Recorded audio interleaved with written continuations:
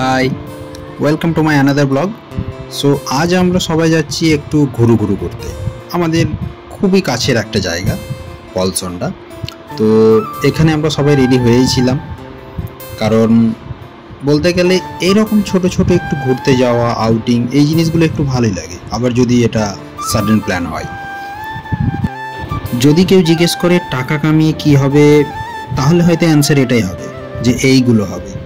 কারণ এই জিনিসগুলোই হয়তো আমাদেরকে বুড়ো বয়সে খুশি দেবে, যখন আমরা ভাববো টাকাগুলো অ্যাটলিস্ট মেমোরি ক্রিয়েট করতে কাজে তো লেগেছিল।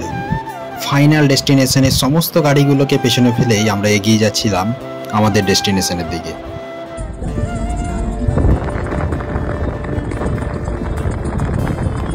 যাই হোক, 30 মিনিটের জার্নির পর আমরা চলে এলাম আমাদের ডেস্টিনেশনে, এবং এখানে এসেই সবাই একটু ফটো শ্যুট করছিল, কেউ কিছু মাউথ ফ্রেশনার নিচ্ছিল।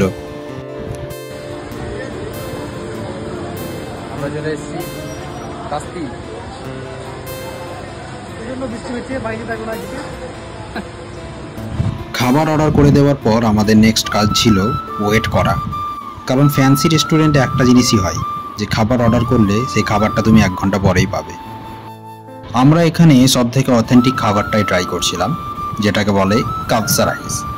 এটা খাবার পর প্রসেনজিতের একটা ডায়লগ আমার খুব মনে এলো, যে ভাত ডাল আর বিরিয়ানির মধ্যে তফাৎটা বুঝতে শিখতে হবে। প্রথমটা নেসেসারি, দ্বিতীয়টা লাক্সারি।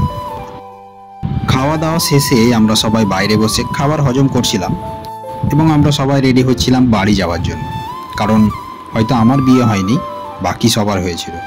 লেট হলে বউ মারবে, তাই বাড়ি যেতে যেতে আমরা সবাই প্ল্যান করছিলাম আবার কোনো নেক্সট ডেস্টিনেশন যাওয়ার। যাই হোক, গুড মেমোরিজে আরও একটা কিছু অ্যাড হলো। ভিডিওটা কেমন লাগলো সবাই জানাবেন।